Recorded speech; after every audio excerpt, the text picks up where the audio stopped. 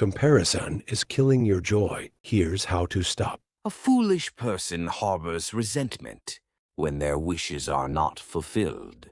However, a wise person reflects on themselves, words that light a fire in the heart on tired and difficult days.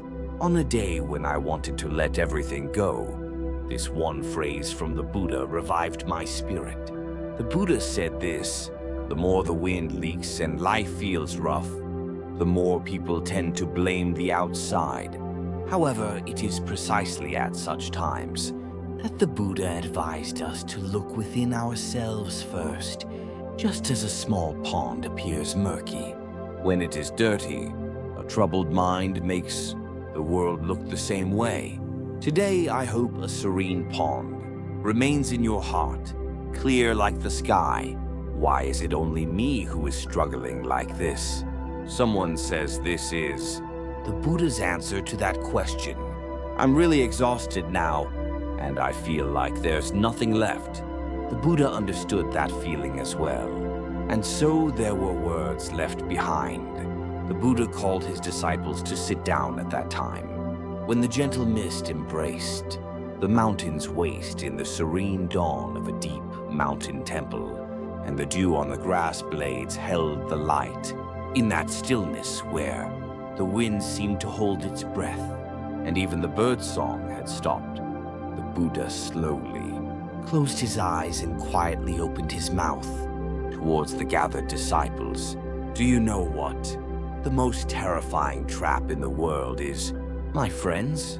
The disciples' eyes moved cautiously. The master spoke again. It is neither a sword nor fire, nor poison. However, many people get caught in this trap and hurt their own hearts. It is a comparison. The disciples quietly raised their heads. The words felt familiar, yet pierced deep into the heart. The Buddha then continued to speak. Those who judge their own lives by peering into the lives of others will ultimately find themselves on the path of self-denial, behind the laughter of others that you envy.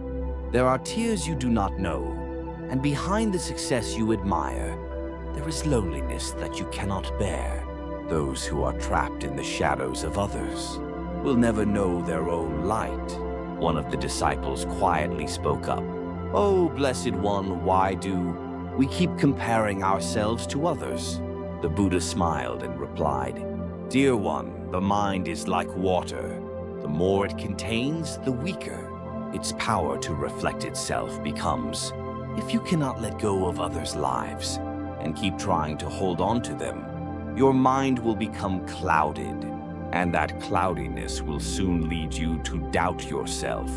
There was a moment of silence following those words, and the Buddha looked around at his disciples and spoke again. You are already a precious being, so there is no need to follow others' standards or walk in others' paths. You are a flower blooming according to your own timetable. O Blessed One, there are times when I can do nothing but sit quietly in a dark room, unable to say anything. Whenever I try to say something, I feel like I'll start crying. And even if someone asks if I'm okay, I just say I'm fine. What should I do in such a situation? The Buddha looked into his eyes and spoke calmly. Dear one, if you wish to escape from the place where your suffering arose, you must first look at the heart from which that suffering came. The pain you feel now is proof that you are still alive. The fact that your heart is alive means that you are still capable of love. And then you slowly continue to speak. The heart becomes calm only when it is understood, rather than when it is suppressed. You do not need to erase painful memories. Instead, you must live with them. That pain is a part of you, and only when you embrace it with compassion can you truly smile again. Tears sparkled in the eyes of the disciples at those words. Those tears were not just sadness, but a light born from the relief of being understood. The mindset of comparing oneself to others and belittling oneself may seem calm, but it becomes a seed of deep anguish in the heart. From now on, I will look at the seed of that heart and try to walk together on the path where your unique flower blooms, unknowingly accumulating the fatigue of the heart. It was a day in late spring, when the wind blowing along, the river gently swayed the leaves, while the Buddha was staying in the meditation hall. On that day, there was a woman who cautiously entered the meditation hall. She approached quietly as if to avoid the gazes of those around her.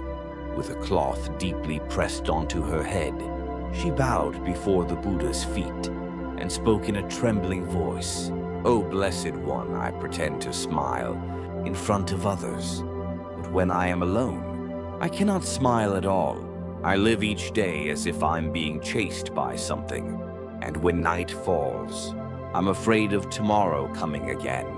The Buddha looked at her and gestured for her to sit closer, and then he quietly asked, "When did you start feeling emotionally exhausted?" She closed her eyes and tried to recall when it started. As I kept comparing myself to others, I found it hard to smile and began to hate myself for even the smallest mistakes. I couldn't stop thinking, why am I like this? Why can't I be like that person? The Buddha quietly nodded and spoke.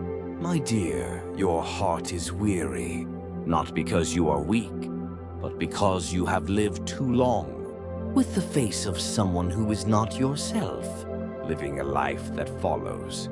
Others may seem like an easy path at first, but since that path does not fit your feet, the more you walk, the more your feet hurt and your heart gets weary." Tears welled up in her eyes. The Buddha spoke again.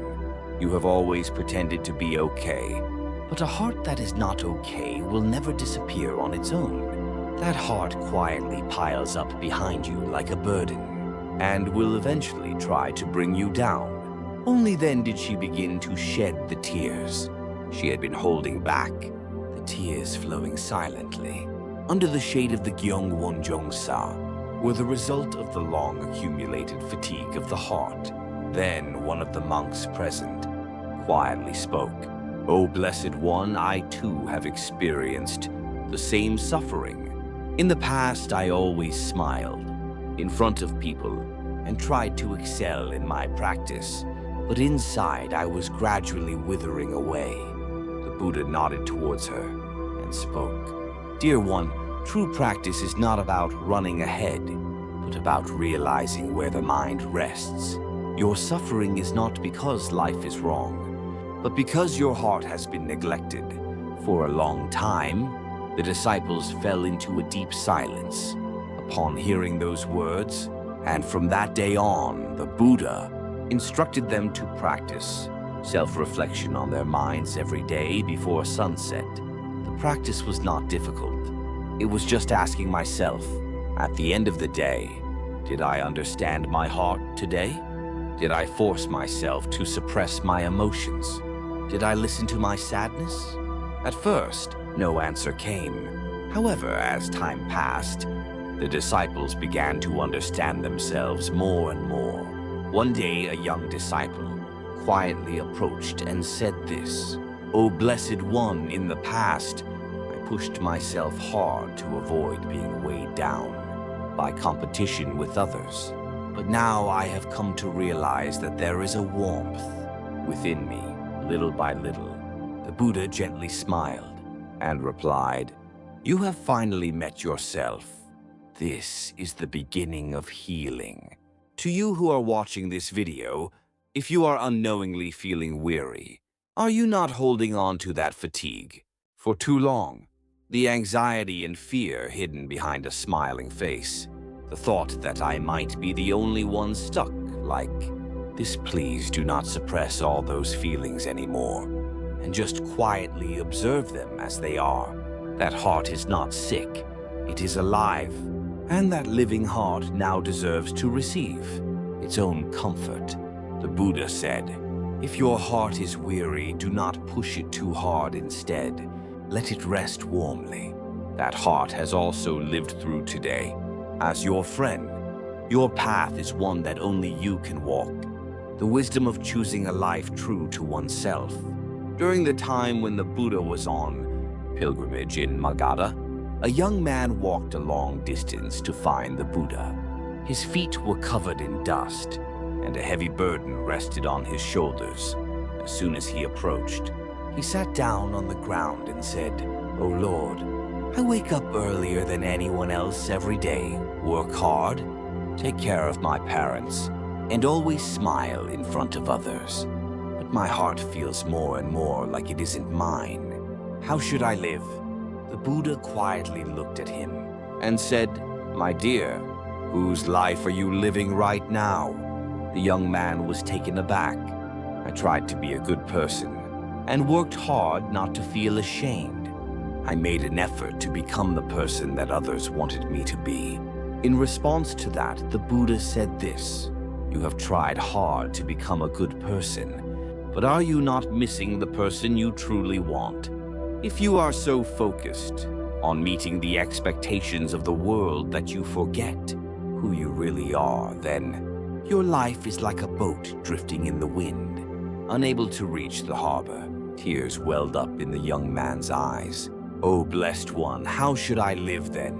Everyone seems to be moving ahead, but I feel like I'm falling behind, and I don't even know if this path is the right one." At that time, the Buddha pointed to the river and said, "Look at the current over there, is it? The water that arrives first, that is the most powerful. No, it is the water that flows the deepest, that moistens the earth and gives life. You are not too late. You are now finally beginning to walk your own life." And the Buddha said this last comparison leads you to lose your direction and prevents you from becoming the master of your own life. The path others take may not fit your own feet. You must live with your own pace, your own purity, and stake your name on it. This message is not just simple advice. It has become a light that illuminates the path, deeply embedded in the soul of youth. At this very moment we live, surrounded by countless standards. Some have gone further, some have climbed higher, and some are receiving more applause. However, the Buddha said, if you wait for others' applause, you will ultimately be unable to give yourself even a single round of applause. Therefore, first praise yourself. Just by living up to this point without stopping, you have already achieved a precious practice.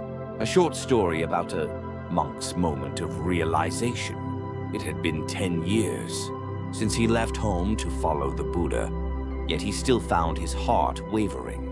"I always blamed myself for being slower than the other disciples and having many distracting thoughts during practice.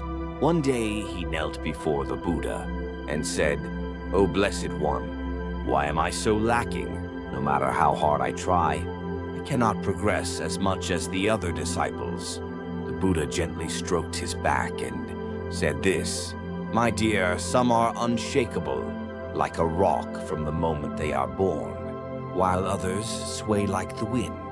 But in the end, they carve their own path and flow like water. Even that shaking heart is part of your practice.' At that moment, tears began to flow from the monk's eyes, and from that day on, he no longer compared himself to others. It was because he believed that, no matter how slow his steps were, there was sincerity within them. Your life is your own path. Are you still pushing aside your own feelings to follow someone else's path while watching this video? The Buddha clearly stated, your path is one that only you can walk, and though it may be slow and winding, each step you take becomes a practice and a truth. So today, forget about others' pace and listen to the steps of your own heart. That step will quietly yet surely lead you to a life that is true to yourself. The moment my heart accepts me, the world begins to accept me as well. During the time when the Buddha was still residing in Savath, A man would come every day to the vicinity of the Jetavana monastery and gaze at the Buddha from a distance. He did not approach. He would always look at the Buddha from a distance, and when the sun set, he would quietly return. One day, Ananda, who had been observing that scene, cautiously asked the Buddha, "Lord, why does that man never come closer and always just watch from a distance?" The Buddha quietly replied, "He believes he is lacking." The mindset of belittling oneself always keeps one outside a few days later. The man finally took a step and stood before the Buddha. He spoke with a face full of shame and fear. "Oh Lord, I am not as admirable as the monks. My mind is still unclear, and I have many shameful pasts. Is it really possible for someone like me to dare to listen to the Buddha's teachings?" The Buddha smiled quietly, and he spoke while looking into his eyes. "Oh, you are unable to accept yourself. Right now, those who deny their own hearts are always outside, no matter where they are. However, the moment you face your own shortcomings like this, the practice has already begun." At those words, tears started to flow from the man's eyes. It was the first time in his life that he revealed his heart to anyone. The Buddha spoke again. "The world has not rejected you. The first one to reject you was yourself. So now accept that heart first. The moment your heart accepts me, the world will begin to accept me as well." Since that day, he practiced quietly, reflecting on his own heart by listening to the Buddha's teachings at the temple every day. He was hesitant to step in front of people, but gradually his tone became softer, his gaze warmer, and eventually he transformed into someone who took it upon himself to care for the village, children, and earned the trust of the community. A deep resonance for us living in the present.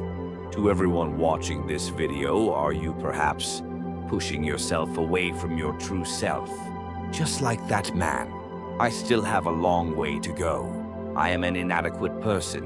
Haven't I kept myself away from the world for a long time because I feel unworthy of love? The Buddha clearly stated, "Dear one, it is not a sin to be lacking.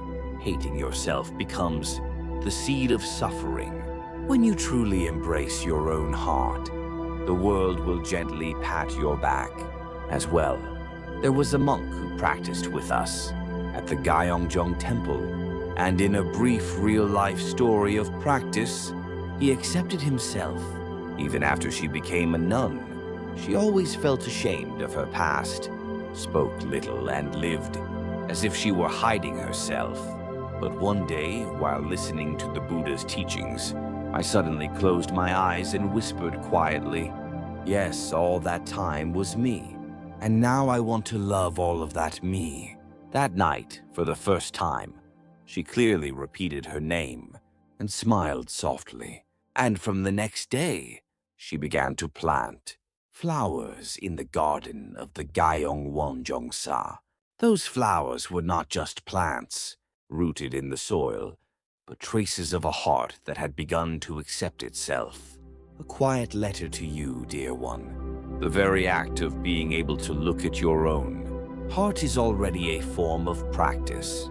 Even if people do not recognize you or praise you, if you can warmly embrace yourself, then your life has already begun to bloom. Like a fragrant flower, the Buddha said, "Do not see yourself through the eyes of others, but look at yourself through your own eyes. You are still enough as you are." I hope that today you can put down comparisons and embrace yourself. Even if it feels a little slow, if your heart can quietly say, "It's okay, you are still beautiful," the world will begin to gently approach you in the way you have envisioned.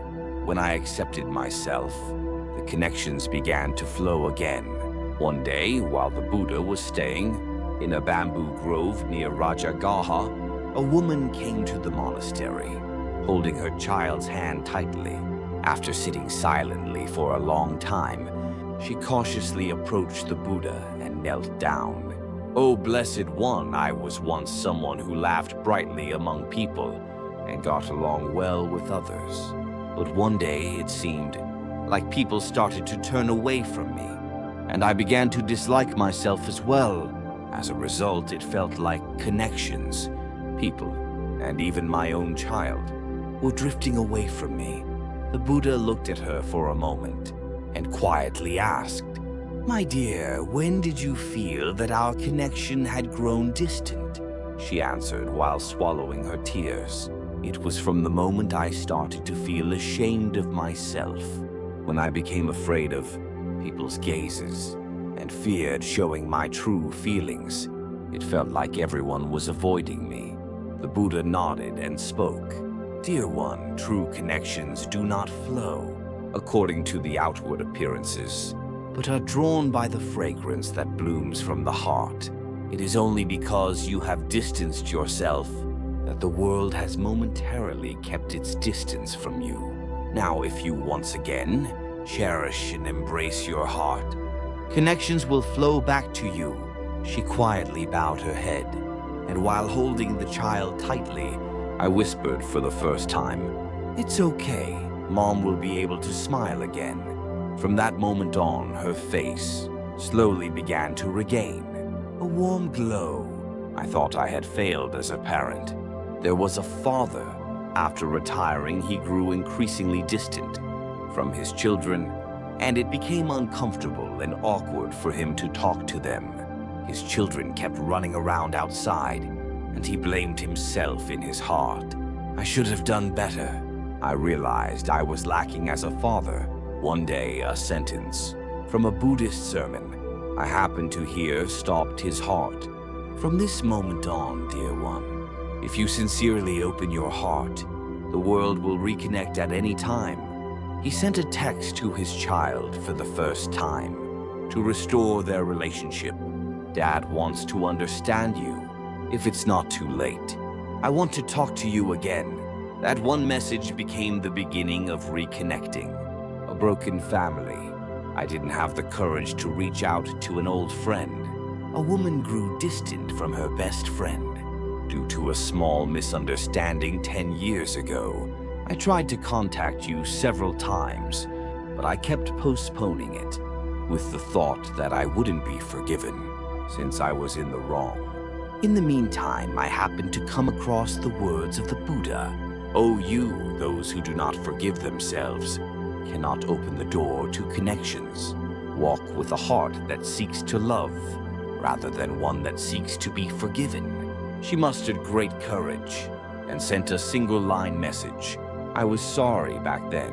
Even now, I think I was a good friend, and surprisingly, I received a reply from my friend a few days later.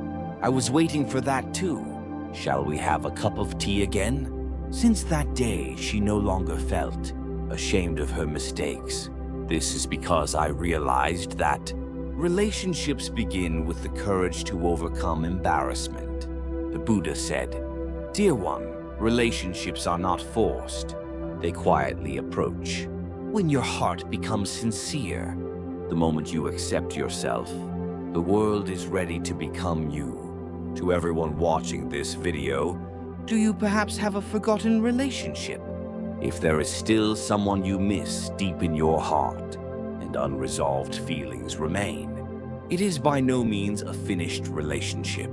Even the relationships that have drifted apart due to self-hatred or the people you have let go of without a word can quietly and naturally bloom again when you open your heart once more.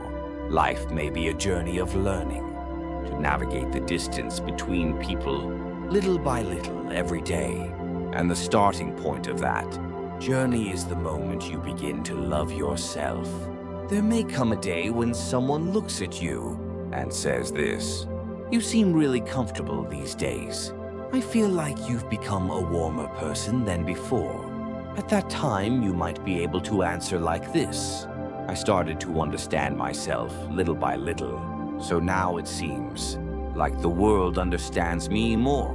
If this video has quietly touched a corner of your heart, I hope that warm feeling can be passed on to someone else. I sincerely support you in blooming quietly, yet deeply in your own rhythm. Thank you for staying with us until the end of this long journey. The words of the Buddha quietly seep into our hearts, even after thousands of years, illuminating the path of healing. If you found yourself reflected in this story today, that alone is evidence that your heart has already deepened a step further. If any connections or moments when you wanted to embrace yourself came to mind while watching this video, please share them quietly in the comments. My heart felt the same. Hearing this made me feel a bit comforted. That brief sincerity can light up someone else's night. The Buddha said, "Those who do not value themselves cannot fully give their hearts to anyone, everyone." We have learned a lot about how to love someone since we were young, for family, for friends, for lovers, but no one has taught us how to love ourselves. So today I would like to practice loving myself by following the Buddha's teachings. Try to say a warm word to yourself once a day. You did well today. You are still a good person, and you are doing great. That's enough. Just that one phrase can resonate deeply in your heart more than you might think. This is not a grand undertaking. It's simply a commitment not to lose myself and an attitude of respecting life. Try choosing observation over comparison. While looking at others, I wonder why. I can't be as good as that person, but that person is going that way, and I am walking this path right now. Try practicing looking at your heart like that. Comparison leaves scars, but observation brings peace. Believe in yourself. The Buddha said, "Every flower has its own time to bloom, and none rushes, so do you. Some bloom quickly, while others bloom slowly. However, there is no flower that does not bloom. The path you are walking right now is never the wrong path. You are just waiting a little longer for your own season. Now close your eyes and quietly hold these words in your heart. I am a person who is okay just as I am right now. I am precious just by being alive, without needing to compare or do well." I hope this message wraps around your heart today. I hope your sincerity stays here today. In the next story, I will quietly reach your heart again. I hope you find peace. Thank you. Bodhisattva Avalokiteshvara.